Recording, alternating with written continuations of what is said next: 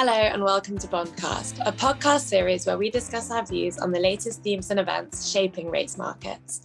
I'm Imogen Bachra, a European rate strategist, and I'm joined today by our global market specialists, John Briggs and Theo Chapsalis. Before getting into our discussion today, I just wanted to quickly remind you to hit the subscribe button so you can listen to our latest episodes as soon as they're available. And if any listeners have any questions they'd like me to ask the Bondcasters, please email us at bondcast@natwest.com. All right, John, let's go straight into the Fed this week, because I think that was really the main event of the week. And, you know, on the European side, at least, it's been quite quiet, and we've really all been looking forward to this Fed meeting. In the end, it wasn't as potentially exciting or market moving as it might have otherwise been.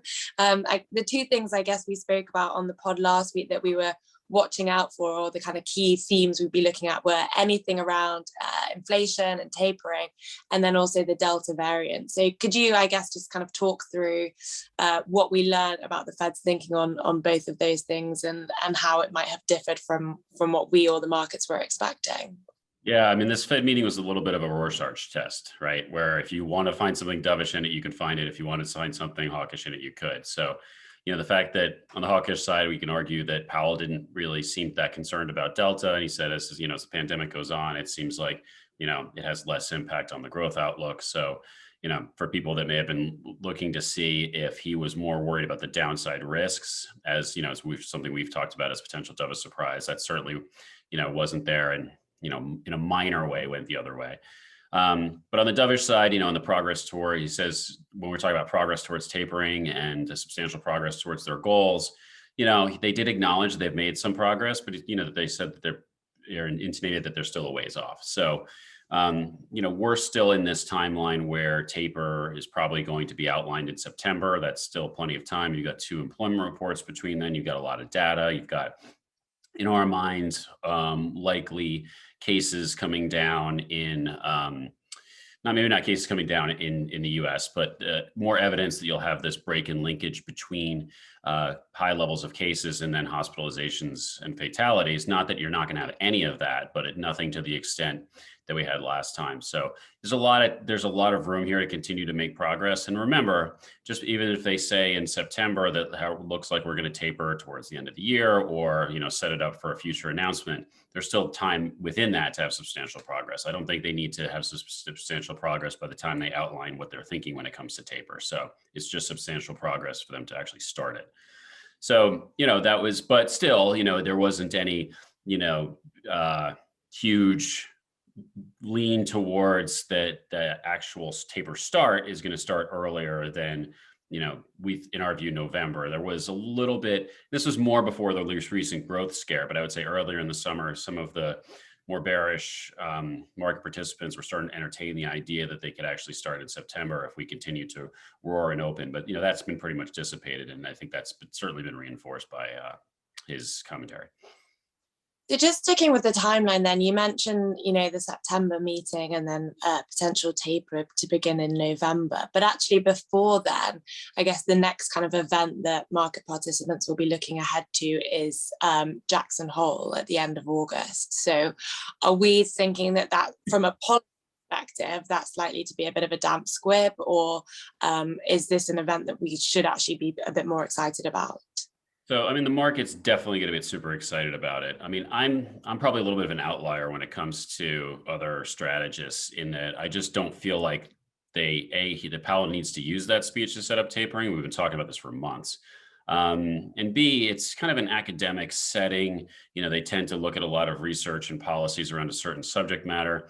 So when you were thinking about, for example, introducing a new monetary policy regime, flexible average inflation targeting, there's a lot of information that comes from that, and potentially, signaling when Powell talks at that conference about, which studies they've looked at, what subject matters they're leaning towards, or, the lean of the research. So, when you're introducing a new policy, there's a lot that you could probably gain from that.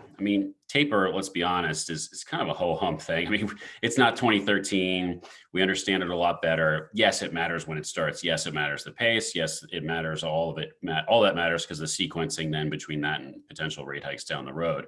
But there's not a lot of new academic material that, that global researchers can present at Jackson Hole about tapering. We kind of get it. That said, he does have an opening speech, so that's certainly going to be looked at. And he could clue in more on the broader subject of substantial progress, or, update on his views, whether the risks from the Delta variant certainly have passed, or, their outlooks on inflation. So I'm thinking his speech more along the lines of a potential for him to just kind of update the general narrative rather than a taper speech. So you definitely need to pay attention to it, but it doesn't feel to me like the right place or the right forum, to advance any major monetary policy decisions versus the potential, other past forums where they have. Yeah, no, I think that's fair enough. So just quickly then on the taper, you mentioned then that the kind of pace and sequencing what that means for rate hikes is important too. So once, our base case is that this kicks off in November, how fast are we expecting them to taper down purchases? And therefore, what does that mean for when we pencil in the first rate hike? So we have it starting at 10 and 5 between treasuries and MBS. I do think that it's that if you remember back in 13, that they announced it meeting by meeting, not month by month. So the market kind of assumed it was on a regular schedule, and that was the correct assumption. I think that'll be the correct assumption this time, but the Fed will want to retain that flexibility. So as long as nothing terrible happens or they don't get derailed on the recovery, they will be on autopilot, but any changes will be coming month to month, and they will update us month to month. I'm sorry, meeting to meeting. But, so that takes us towards, the middle of summer next year. And then you're looking towards the first rate hike. I mean, end of 22 is pretty aggressive. You can get there if you have the inflation number, or the market can worry about us getting there if we have inflation numbers that we have towards the end of the year, which I'll remind again is over 3% on core. Between now and even into the first quarter of next year. So I think the market at some point is going to entertain that, hence our bearish views in the belly of the curve. But, realistically, even though I think the market's going to worry about that, realistically, we're kind of in the middle to third quarter of 23.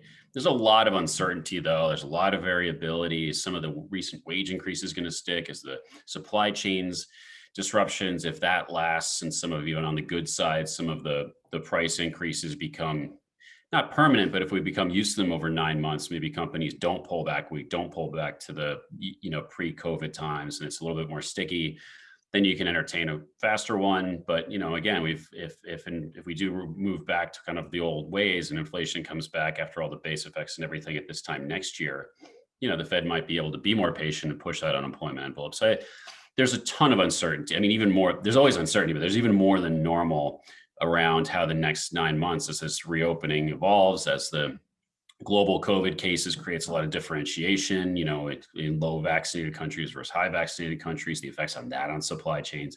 So this is going to be a bumpy ride. I'd hate to say that I have a ton of conviction that June or September 2023 is going to be the first rate hike. More conviction that the back half of this year is going to be tricky for the markets, put a lot of pressure on the Fed. Well, at least we'll have a lot to talk about then in the second Sure half. will. Sounds exciting. And just listening to you there, I know that markets have shifted a lot over the past few weeks, but it's crazy to me that it wasn't that long ago that we were pricing in the first rate hike in Europe in the back end of 2023. Like, it just shows you how wrong I think markets really are, that we're not even looking for the first hike from the Fed until then. And Europe is clearly some ways off where the Fed is at. Yeah, so let me flip this right back on you, though, when it comes to Europe. I mean, it's been a kind of uneventful week. I would say that they've been kind of led around by other markets. When should we turn our attention back to Europe? Are there any events, or is it just waiting now till Sintra? I mean, what are the risks that you see on the European side going forward? I mean, yeah, honestly, Europe seems like it's going to be pretty quiet over the next few weeks. I think like what's been driving markets this week, as you say, has been a combination of other markets, so the Fed and expectations for that. Clearly concerns around the Delta variant, just the fact that it's generally been low liquidity week, a typical kind of late July week, I would say, in European markets. In terms of what I'm looking for to shift the narrative, I think, as you mentioned, we're more optimistic on the Delta variant. The evidence that we're seeing from highly vaccinated economies, places like Spain and the Netherlands, that link between cases and mortality really does seem to have been weakened thanks to the vaccine. So, that data is encouraging, but I think it will take a few more weeks to see that kind of feed through to other countries as well before the market really shifts its narrative on that. So the Delta variant is the first thing. And then I guess really we're just looking ahead to September. I'm not sure, the ECB meeting for now is clearly live, but there's been a few headlines over the past weeks to say that they may not even be kind of making any decisions on the future path of policy in September. And they're under no rush to, the PEP isn't due to end until March. So for all the uncertainties that we might still have around the Delta variant and the strength of the recovery, etc., in September, they could push that decision back to October or even December. And then, like you say, but I guess that comes back to the same, arguments that you made for Jackson Hole. It doesn't feel like the right place to be making any policy announcements. We kind of placed importance on it previously because we thought that it might be the opportune moment to present the strategic review, but actually we've had that now. So I think Sintra, in terms of risk events, has become much less important. And then the end of September, I guess we'll be looking forward to German elections too. But certainly the next few weeks feels particularly quiet for Europe, and we may well be stuck in this kind of range-bound, low volatility, not particularly exciting markets, I would say. Sadly for us. Yeah, feels like it. But where we might see a little bit more volatility, I guess, is on the UK side, Theo. We've got the Bank of England rounding out our trio of Bondcast central banks next week. We spoke last week about how we had that kind of dichotomy of central bank speakers from the Bank of England, on some coming out on the more hawkish side and some on the more dovish side. We've had a couple more to add to that debate this week, I guess, most notably Vliga at the beginning of the week. So has that changed your opinion of how this all kind of settles next week, and what's our base case assumption for how either hawkish or dovish you think the Bank of England might be? Yeah, I think that, first of all, there has been a change, and it looks that the Saunders and the Ramsden camp is more of a special case rather than a significant part of the BOE. So as you've mentioned, the Vliga speech has been particularly important, especially because Vliga compares the factors of disinflation from the past to now. And the main message that he wants to convey is that still these factors are at play, and hence he mentions the case for low rates in general for longer, to the extent that there are significant shifts, significant changes from the government side. So basically he makes a case that the central bank has got some limited ability on what they can do. Now, we definitely will hear about asset purchases, and we are likely to hear, for example, Member Saunders suggesting a reduction in the stock of QE. So this is something that would look very plausible with his previous statements. So will it be under him, or will he be accompanied by Ramsden? I think that it is quite likely that Ramsden also votes for a reduction, but this is it. We do expect other members of the BOE to vote for a continuation. And to be fair, it doesn't make much sense to just try and really reduce the stock of QE that soon. I mean, you can allow data and everything a bit longer, and you allow QE to the year end, and QE anyway in the UK is done. So there is no tapering, no nothing, no discussion. As in the US, QE at the end of the year will be done. So what we may hear is potentially, if there is a level beyond which the BOE considers reducing the stock of QE. So this is something, again, it is something that may come up. I would not say that this is a high probability event, but this is something that may come up, but it will be particularly important. This is one. We may hear a bit more on the sequencing, and it's very interesting because there's been a debate between the House of Lords and the BOE. The House of Lords, there is an ongoing inquiry on whether they've acted appropriately with regards to QE.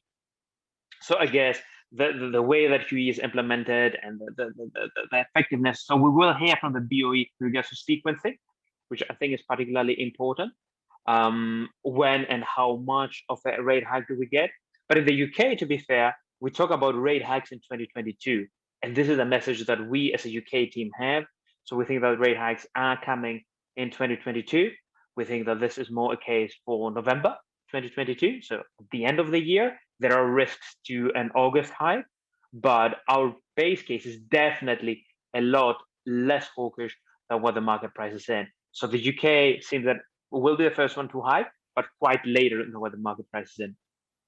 Okay, I noticed when you were talking about that, you said hikes a couple of times rather than hikes. So does this mean we're looking for a hiking cycle after that first hike? And I guess just to put that into context for the listeners, our first hike that we've penciled in is a 15 basis point hike, right? So that takes us from 0.1% now in the bank rate to 0.25%. So after we get that first 15 basis point hike in November, perhaps with risks of that coming earlier in August, how do we see the kind of bank rate profile looking from there? And how does that compare to what the market's expecting as well? Yeah, I guess we do expect indeed hikes. So the first one at the end of 2022, and then potentially a first one in the first half of 2023. That will be a 25, not a 15 basis point hike. So the second hike, we expect it to be a 25 basis point hike. The market does expect a BOE that will deliver the hike very fast. The market seems to be pricing in a terminal rate of around 0.7%. So this is very interesting. If we had this call 2 months ago, the terminal rate would be around 1%. So the market has shifted the terminal rate. The market does expect the delivery of early hikes because the market expects inflation to be really high. This is more a global case, but particularly prevalent in the US and in the UK. So to the extent that there is some reaction, and well, Saunders definitely reacts to that based on his words, then we price in, a more rapid tightening cycle, a fairly short. So we talk about hikes that are delivered fairly soon, and the market prices in most hikes within the first 3 years, and then nothing, which is very interesting. So we have a curve which is particularly steep at the front end in terms of SONIA meetings, and then flat. Our view is that probably the BOE will be a bit more patient. So not deliver all hikes directly and then do absolutely nothing. It will be more a case, and this is why we've got our first hike penciled in a bit later, but the BOE that there will be patient with regards to inflation, and that there is still a significant part of the BOE that push against the current inflation prints, and they see them as transitory. So the battle between transitory and non-transitory for the BOE still seems to be in favor of those supporting the transitory camp. The ongoing battle. I think transitory must be the word of 2021 now. So just finally then, I guess, to wrap up on the Bank of England, how does this kind of, what trade ideas kind of drop out of this, or what themes are you kind of looking to for the next couple of weeks for markets? So in terms of the UK curve, we have maintained a bearish bias, and this has had some easy and some challenging times, especially in the last days. It has been challenging for duration, well, everywhere in Euro and the US as well. So the UK in particular, because we had also coupon money, and it has been because of some technicalities. Where does it leave us? We do aim for a steeper curve. We think that the 10-year sector is a part of the curve that can sell off, and we look at different structures. We do like being long and being on the receive side at the parts of the curve where substantial hiking is in the price. So we do think that the curve can steepen from here, and can steepen on the back of improved macro, the whole recovery story, and then again, the usual themes such as the linkage between hospitalization and cases that being weaker, etc., etc., etc.